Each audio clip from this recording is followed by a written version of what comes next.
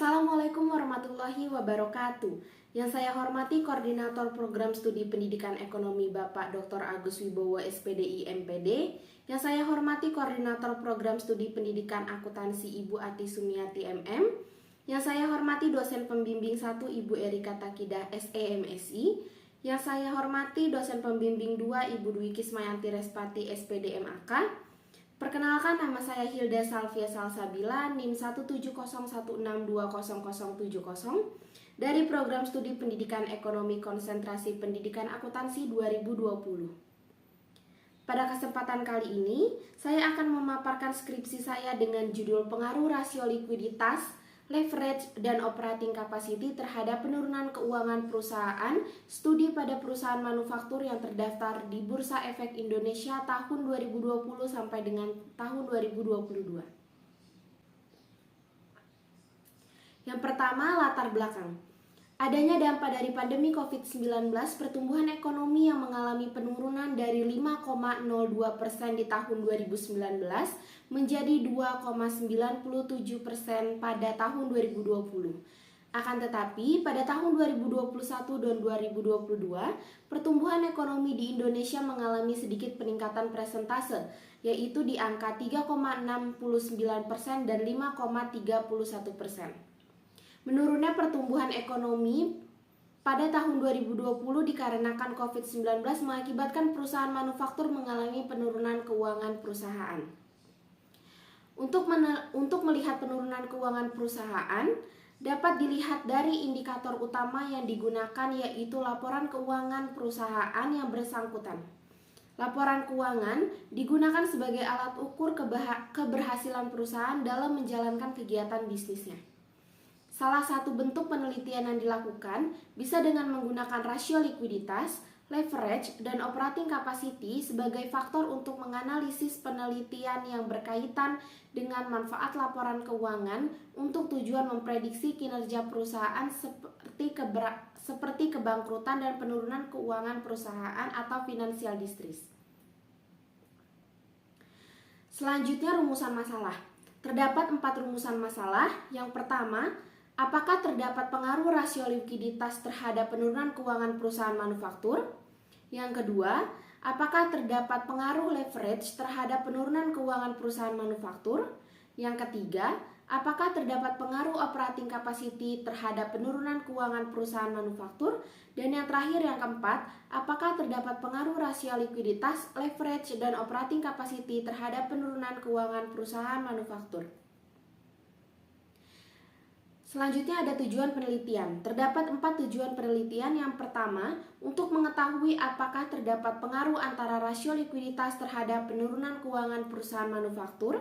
Yang kedua, untuk mengetahui apakah terdapat pengaruh antara leverage terhadap penurunan keuangan perusahaan manufaktur. Yang ketiga, untuk mengetahui apakah terdapat pengaruh antara operating capacity terhadap penurunan keuangan perusahaan manufaktur.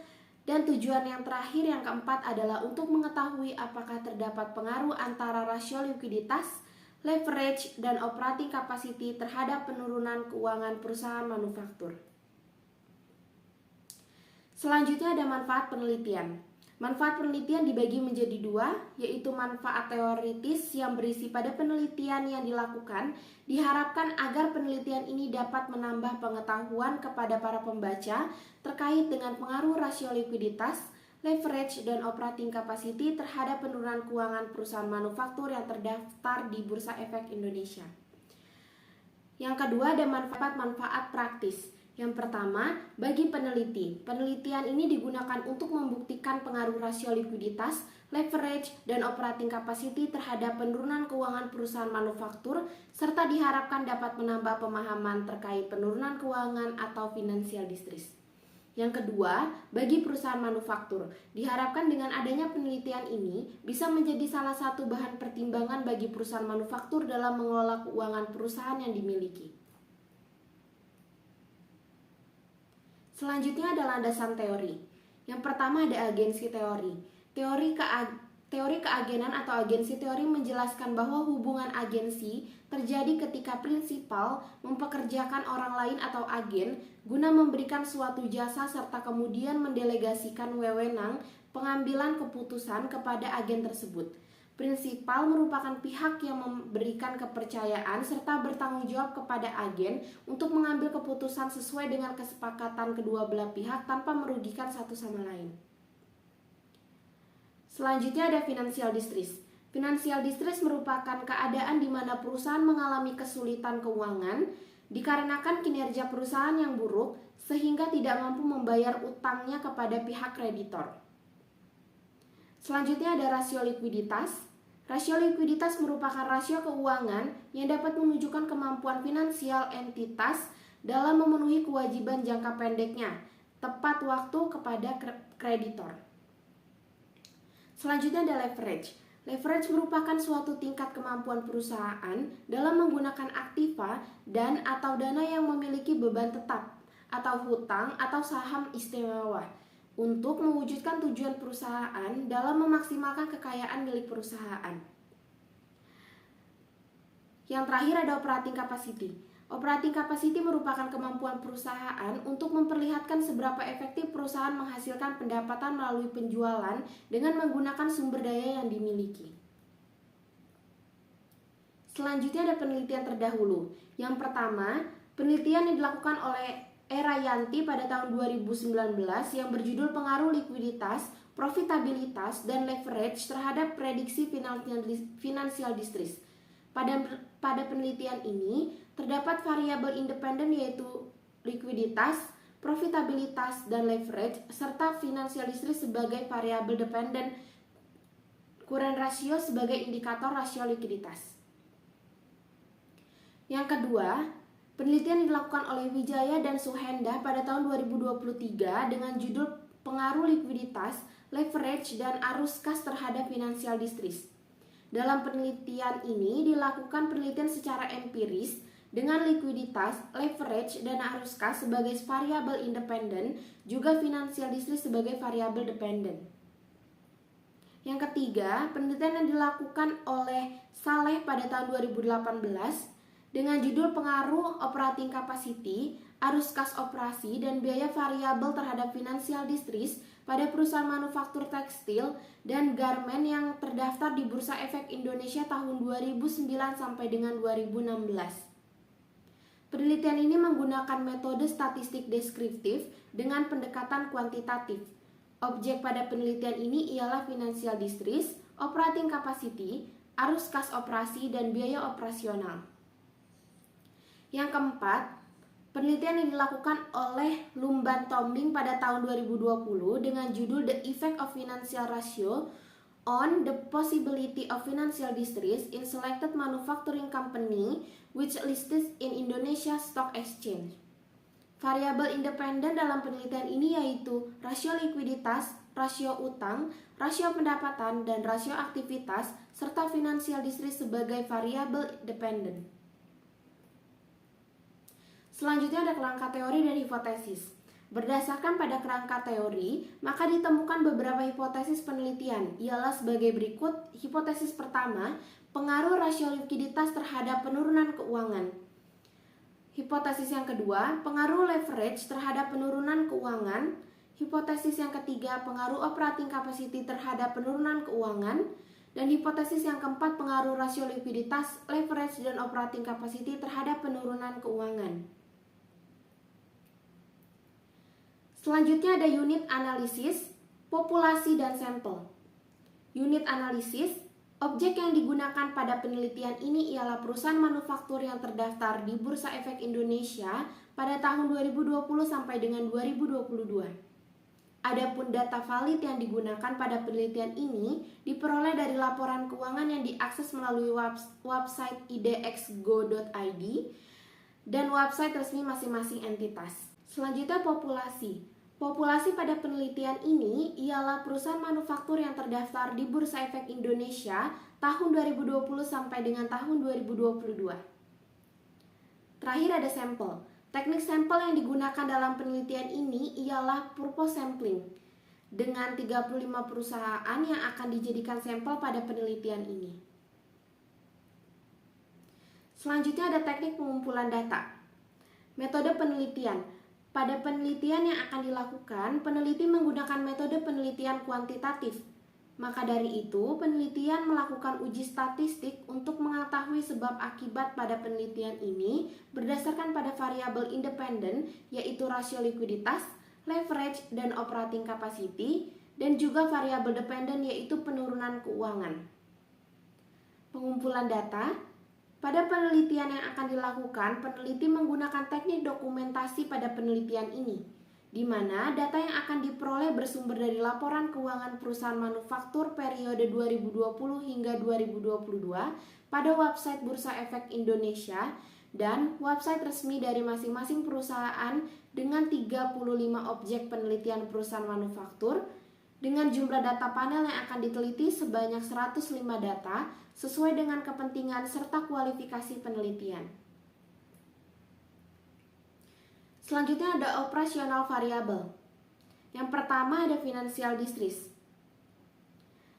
Operasional variabel pada financial distress yaitu Z sama dengan 0,717x1 ditambah 0,847x2 ditambah 3,107x3 ditambah 0,420x4 dan 0,998x5 dengan keterangan Z merupakan overall index, X1 merupakan working capital dibagi total aset, X2 merupakan returned earnings dibagi total aset, X3 merupakan earning before interest and tax dibagi total aset, X4 merupakan market value equity dibagi book value of total liability, dan X5 merupakan sales dibagi total aset.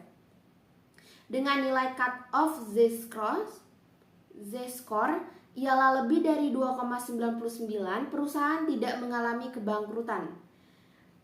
Dari 1,23 sampai dengan 2,99 merupakan gray area dan kurang dari 1,23 perusahaan mengalami kebangkrutan.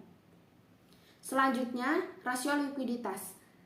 Rasio likuiditas menggunakan rasio lancar dengan rumus aset lancar dibagi dengan kewajiban lancar.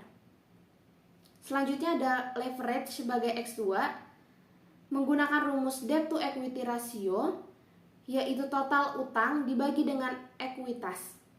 Yang terakhir, operating capacity sebagai X3 menggunakan rumus total asset turnover dengan penjualan dibagi dengan total aktiva. Selanjutnya ada teknik analisis data. Pada penelitian ini menggunakan 4 teknik analisis data. Yang pertama ada analisis statistik deskriptif. Statistik yang digunakan untuk menganalisis data dengan cara menggambarkan data yang telah dikumpulkan tanpa bermaksud membuat kesimpulan yang berlaku untuk umum atau generalisasi. Analisis statistik deskriptif terdiri pada mean, median, maksimum, minimum, serta standar deviasi. Yang kedua ada analisis regresi logistik. Regresi yang digunakan untuk menguji sejauh mana profitabilitas terjadinya variabel dependen dapat diprediksi dengan variabel independen. Analisis regresi logistik terdiri dari uji keseluruhan model, uji kelayakan model regresi logistik, dan uji omnibus test of model coefficient. Dengan persamaan analisis regresi logistik ialah ln financial distress dibagi 1 min financial distress sama dengan A plus beta 1 dikali X1 ditambah beta 2X2 ditambah beta 3X3 ditambah E dengan keterangan ln FD dibagi 1 min FD merupakan profitabilitas financial distress sebagai variabel dummy dengan BI 1X1 merupakan rasio likuiditas, B2X2 merupakan leverage, B3X3 merupakan operating capacity, A sebagai konstanta, dan E sebagai residual error. Yang ketiga ada uji asumsi klasik. Uji asumsi klasik merupakan uji persyaratan yang dilakukan sebelum melakukan analisis lebih lanjut terhadap data yang telah dikumpulkan. uji asumsi klasik yang ada pada analisis regresi data panel terdiri dari uji normalitas, heteroskedastisitas, dan multikolinearitas. Yang terakhir ada uji hipotesis. Uji hipotesis merupakan metode untuk mengambil keputusan yang didasarkan pada analisis data baik dari percobaan yang terkontrol maupun dari observasi atau tidak terkontrol. Terdiri atas uji T, uji F, dan uji koefisien determinasi. Selanjutnya pembahasan. Yang pertama mengenai analisis statistik deskriptif pada financial distress. Dapat kita lihat di sini nilai maksimum financial distress yaitu 9,28 dengan nilai minimum yaitu 0,26 dengan mean yaitu 3,1532, median 2,5800 dan standar deviasi yaitu 2,18866. Selanjutnya, pada tabel frekuensi distribusi dapat kita lihat yaitu pada kelas kedua dengan interval 1,75 sampai 3,23 merupakan frekuensi terbesar dengan frekuensi 39. Dan yang terkecil ada di kelas ke-6 dengan interval 7,8 sampai 9,28 dengan jumlah frekuensi ialah 4.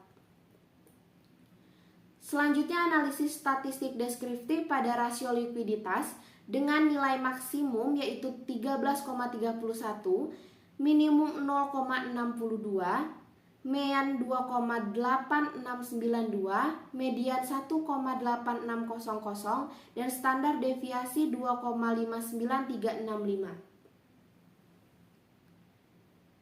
Pada analisis statistik deskriptif rasio likuiditas, jumlah frekuensi terbanyak ada di kelas 1 dengan interval 0,62 sampai dengan 2,73 dengan total frekuensi 74. Dan frekuensi terkecil ada di kelas keempat dengan nilai interval 6,98 sampai 9,09 dengan jumlah frekuensi yaitu 1. Selanjutnya analisis statistik deskriptif leverage.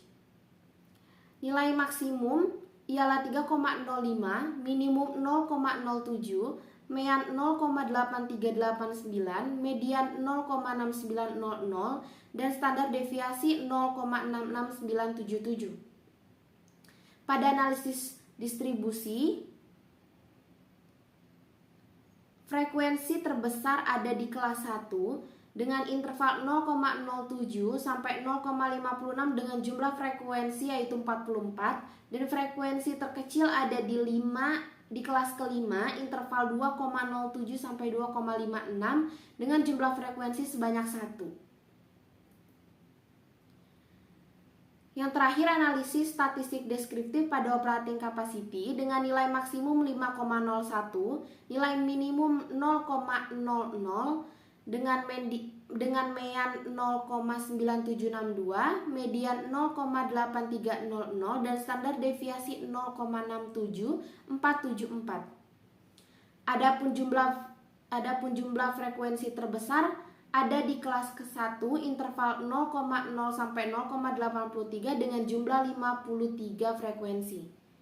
Dan yang terkecil ada di dua kelas yaitu kelas 5 dan 6 dengan interval kelas 5 3,36 sampai 419 dengan jumlah frekuensi 1 dan kelas ke-6 dengan interval 4,2 sampai 503 dengan jumlah frekuensi 1.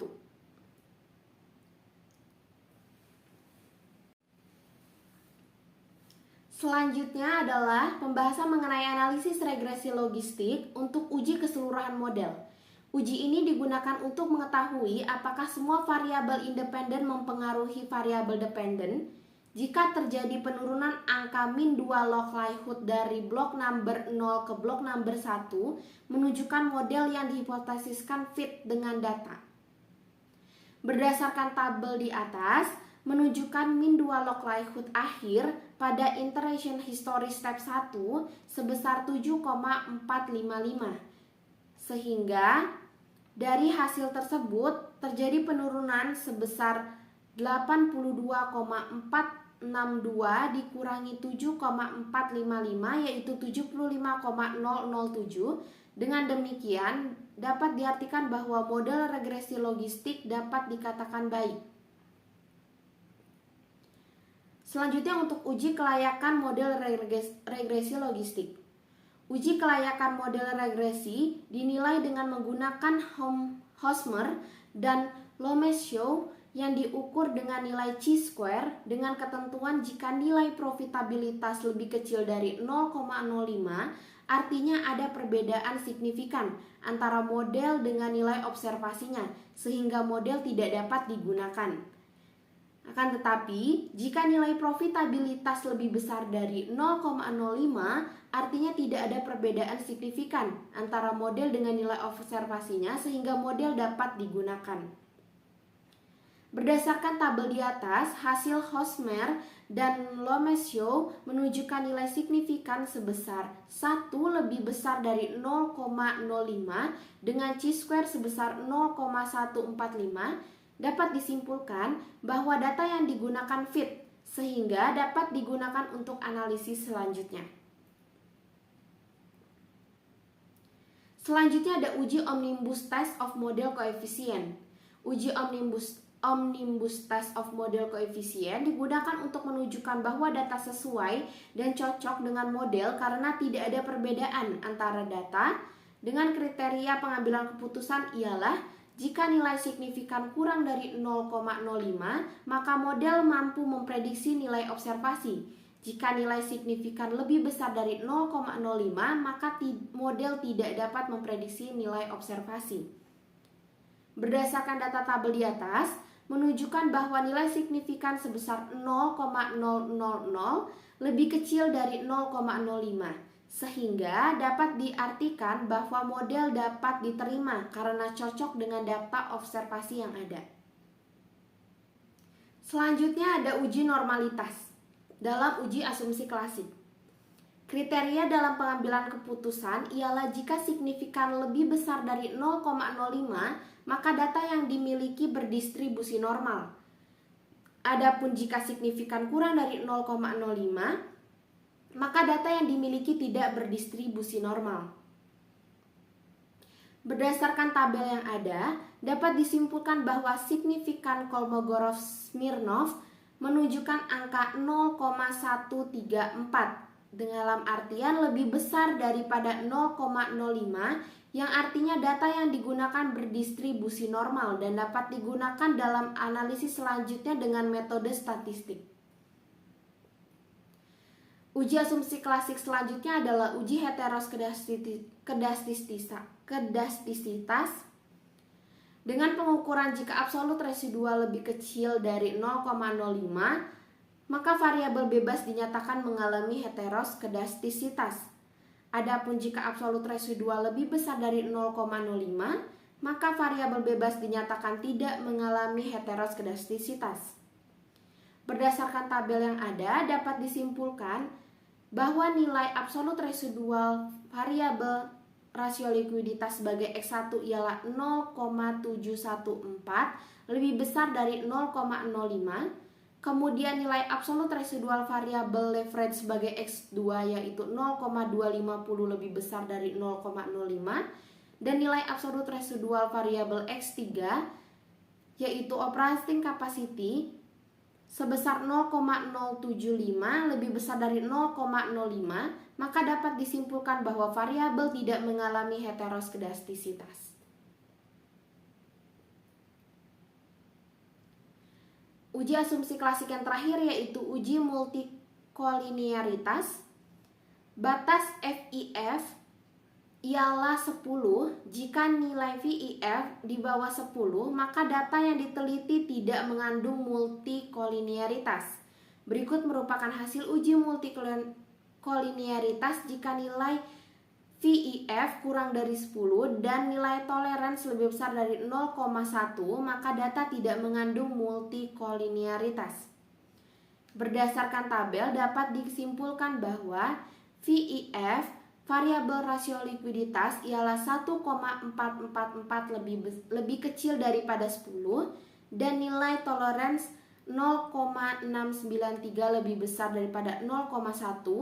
Kemudian VIF variabel reference sebesar 1,509 lebih kecil daripada 10 dan nilai tolerance 0,663 lebih besar daripada 0,1 serta VIF variabel X3 yaitu operating capacity sebesar 1,062 lebih kecil daripada 10 dengan nilai tolerance 0,942 lebih besar daripada 0,1, maka dapat disimpulkan bahwa data variabel X1, X2, dan X3 tidak terjadi multikolinearitas.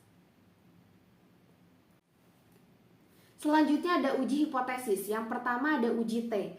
Dengan batas taraf signifikan 0,05, ketentuannya ialah jika nilai T hitung lebih besar daripada T tabel maka ditolak, sehingga terdapat pengaruh antara variabel bebas terhadap variabel terkait. T tabel dapat dicari melalui tabel statistik pada signifikansi 0,05 dibagi 2 sama dengan 0,025 dengan DF dalam kurung N dikurang K min 1 yaitu 105 dikurang 2 min 1 yaitu 102, didapat T tabel sebesar 1983.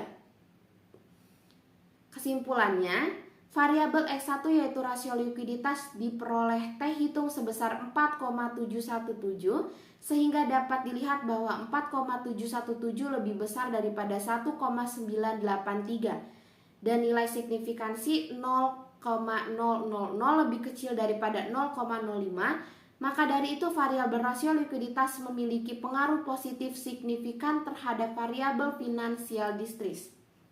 Yang kedua, variabel X2 yakni leverage memiliki T hitung sebesar min 4,100 sehingga 4,100 lebih besar dari 1,983 dan nilai signifikansi 0,000 lebih kecil daripada 0,05. Dengan demikian variabel X2 yakni leverage memiliki pengaruh negatif signifikan terhadap variabel financial distress. Yang terakhir, variabel X3 yaitu operating capacity memiliki T hitung sebesar 4,361 sehingga 4,361 lebih besar dari 1,983 dan nilai signifikansi 0,00 lebih kecil dari 0,05, maka dapat disimpulkan bahwa variabel operating capacity memiliki pengaruh positif signifikan terhadap variabel financial distress. Selanjutnya ada uji F. Diketahui bahwa F hitung sebesar 42,154 sedangkan F tabel dapat dicari pada tabel statistik dengan signifikansi 0,05 atau 5%, di mana DF1 sama dengan jumlah variabel dikurang 1 yaitu 3 dikurang 1 sama dengan 2 dan DF2 yaitu N dikurang K dikurang 1 yaitu dengan jumlah sampel 105 dikurang 2 dikurang 1 sama dengan 102 didapat sebesar 3,090 sebagai F tabel. Kesimpulannya, berdasarkan tabel dapat diketahui jika 42,154 lebih besar dari 3,090 dan nilai signifikansi sebesar 0,00 lebih kecil dari 0,05, dapat disimpulkan bahwa antara variabel rasio likuiditas, leverage, dan operating capacity memiliki pengaruh signifikan secara keseluruhan terhadap financial distress. Uji hipotesis yang terakhir ada uji koefisien determinasi. Pengujian koefisien determinasi dilakukan dengan maksud untuk mengukur kemampuan model dalam menerangkan seberapa pengaruh variabel independen secara bersama-sama atau simultan mempengaruhi variabel dependen yang dapat diidentifikasikan oleh nilai adjusted R-square. Koefisien determinasi bernilai 0 sampai dengan 1, semakin mendekati 0 semakin kecil pengaruh seluruh variabel terhadap variabel terikat. Kesimpulannya, berdasarkan hasil uji dapat dilihat bahwa nilai R-square sebesar 0,556 dan nilai adjusted R-square sebesar 0,543 sehingga menunjukkan bahwa tiga variabel bebas pada penelitian ini yaitu rasio likuiditas, leverage, dan operating capacity memiliki pengaruh terhadap variabel terkait yaitu financial distress sebesar 54,3%, sedangkan 45,7% lainnya dijelaskan oleh variabel yang lain. Selanjutnya ada kesimpulan. Terdapat 4 kesimpulan. Yang pertama, terdapat pengaruh positif signifikan antara variabel rasio likuiditas terhadap penurunan keuangan perusahaan atau financial distress perusahaan manufaktur. Jika rasio likuiditas yang diukur menggunakan current ratio memiliki aset lancar yang tinggi, maka semakin tinggi juga kemampuan perusahaan untuk memenuhi kewajiban dalam membayar utang jangka pendeknya, sehingga semakin kecil kemungkinan terjadinya financial distress. Kesimpulan yang kedua, terdapat pengaruh signifikan secara negatif antara variabel leverage terhadap penurunan keuangan perusahaan atau financial distress perusahaan manufaktur. Dengan arti, jika leverage yang diukur menggunakan debt to equity ratio tinggi, maka akan mempertinggi kemungkinan terjadinya financial distress pada suatu perusahaan. Sehingga perusahaan yang menginginkan adanya penambahan utang harus diiringi pula dengan penambahan aktiva. Yang ketiga, terdapat pengaruh positif signifikan antara variabel operating capacity terhadap penurunan keuangan perusahaan untuk financial distress perusahaan atau financial distress perusahaan manufaktur. Jika operating capacity yang diukur dengan total asset turnover untuk mengukur kemampuan perusahaan guna memperlihatkan seberapa efektif perusahaan menghasilkan pendapatan melalui penjualan tinggi, maka semakin kecil terjadinya financial distress, dan begitu pun sebaliknya. Terakhir, terdapat pengaruh signifikan antara variabel rasio likuiditas, leverage, dan operating capacity terhadap penurunan keuangan perusahaan atau financial distress perusahaan manufaktur. Hal ini menjelaskan bahwa apabila rasio likuiditas serta operating capacity tinggi dan leverage rendah, maka menyebabkan rendahnya terjadinya financial distress. Selanjutnya ada rekomendasi. Terdapat 3 rekomendasi. Yang pertama, bagi peneliti selanjutnya dapat menambah jangka waktu pada periode pengamatan penelitian dan menambah jumlah sampel penelitian sehingga menghasilkan hasil yang lebih representatif dan akurat. Yang kedua, bagi peneliti selanjutnya dapat menambahkan variabel yang mencakup faktor internal maupun eksternal yang mungkin juga memiliki pengaruh terhadap penurunan keuangan perusahaan. Yang ketiga, bagi investor dapat melihat kondisi keuangan perusahaan secara menyeluruh dalam mengambil keputusan untuk menginvestasikan modalnya pada perusahaan manufaktur yang memiliki potensi mengalami financial distress. Terima kasih. Sekian penjelasan dari saya. Wassalamualaikum warahmatullahi wabarakatuh.